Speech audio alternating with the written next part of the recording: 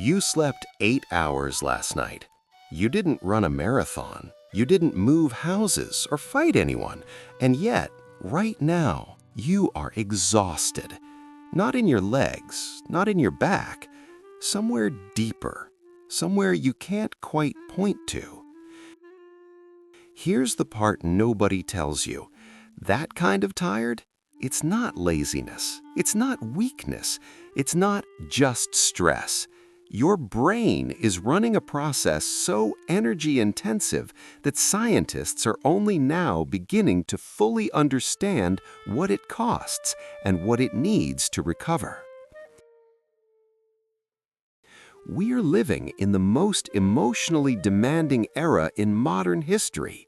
Between nonstop notifications, blurred work-life boundaries, global anxiety, and the pressure to always function, our brains are working overtime in ways our ancestors never had to deal with.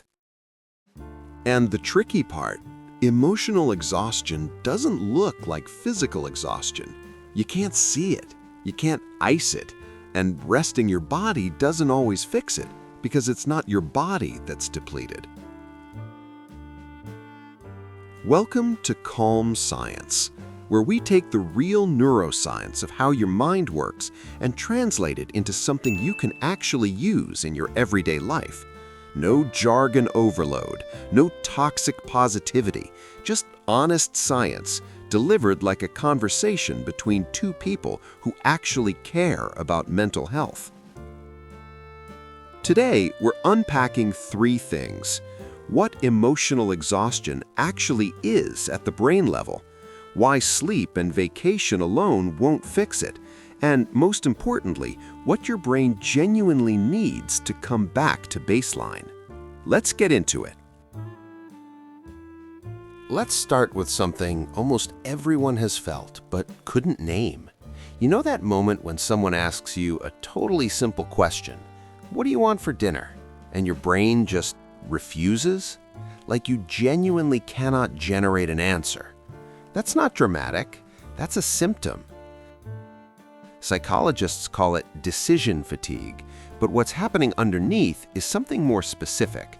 Your prefrontal cortex, the front part of your brain responsible for reasoning, planning, regulating emotions, and making choices, is running low on resources.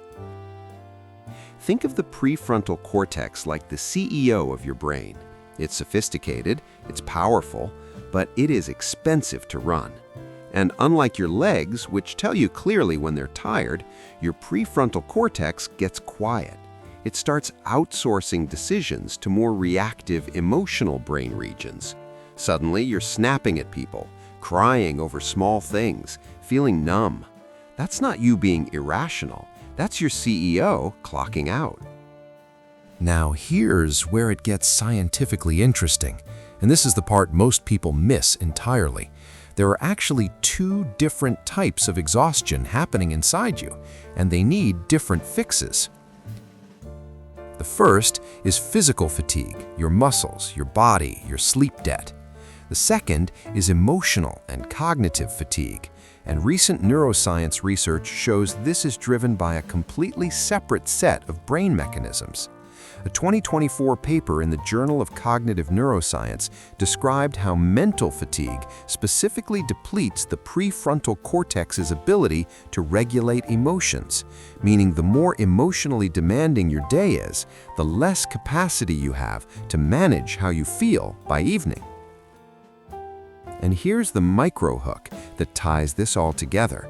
If physical rest and emotional recovery work through different pathways, then you could sleep a full 8 hours and still wake up emotionally depleted, which, if you've ever done that, now you know why. Research published in the International Journal of Molecular Sciences found that chronically burned out individuals showed actual structural changes in the brain, specifically reduced gray matter in the ventromedial prefrontal cortex and the insula, regions tied to emotional regulation and self-awareness. This means prolonged emotional exhaustion isn't just a feeling, it's a measurable biological condition. There's also the role of the amygdala, your brain's alarm system. Under chronic emotional stress, the amygdala becomes hyperactive. It starts detecting threats everywhere: a slightly short reply from your boss, a tone of voice, a social media post. Your nervous system stays in a low-grade threat response, which drains your energy reserves even when nothing is actually happening. You're not anxious for no reason. Your brain's alarm system is stuck in the on position. And then there's the HPA axis, the hypothalamic pituitary adrenal axis, your body's stress hormone highway.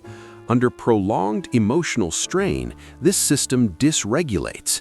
Cortisol levels that should rise and fall naturally throughout the day get flattened or erratic. And when your cortisol rhythm breaks down, your motivation, your focus, your emotional resilience, all of it starts to crumble. That's why emotional exhaustion doesn't just feel like tiredness. It feels like emptiness, like you've lost access to yourself.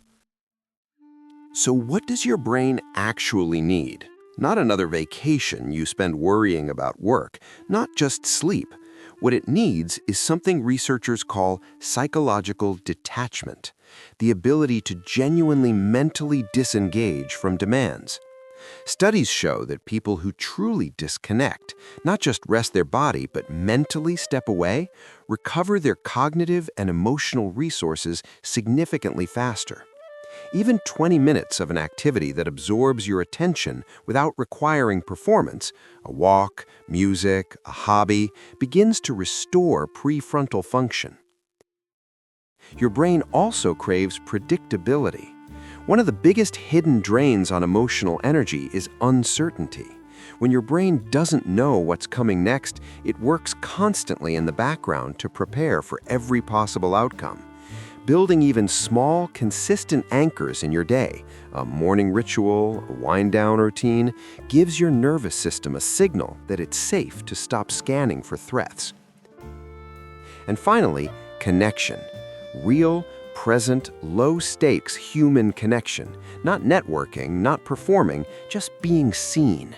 Research on social neuroscience consistently shows that genuine moments of felt connection regulate the nervous system, reduce amygdala reactivity, and restore a sense of safety in the brain. Your brain is literally wired to co-regulate with other humans. Isolation, even chosen isolation, accelerates emotional depletion faster than almost anything else. Here's what I want you to sit with for a moment. We live in a culture that treats exhaustion like a badge, like burning out means you cared enough, like if you're not depleted, you weren't really trying. And we've internalized that so deeply that when our brain finally waves the white flag, we call ourselves weak. We call ourselves sensitive. We tell ourselves to push through. But what if your exhaustion isn't a character flaw? What if it's your brain, an extraordinarily complex, deeply caring organ, telling you that it has been carrying too much for too long without enough of what it actually needs to survive? You are not broken. You are not failing. You are a human being whose nervous system has been running on emergency mode, and emergency mode was never meant to be a lifestyle. Recovery isn't self-indulgence, it's maintenance, and your brain deserves the same care you'd give anything else you depended on completely. Before you go, I'd love to hear from you. When emotional exhaustion hits you, what does it actually feel like? Is it numbness, irritability, that hollow, disconnected feeling? Drop it in the comments below. I genuinely read every single one, and your answer might help someone else feel less alone. And if today's episode gave you a new way to understand what's been happening inside you, if it made something click, come join the Calm Science community. Hit subscribe so you don't miss what's coming next. We go deeper every week, and you deserve to understand your own mind. Take care of yourself. I'll talk to you soon.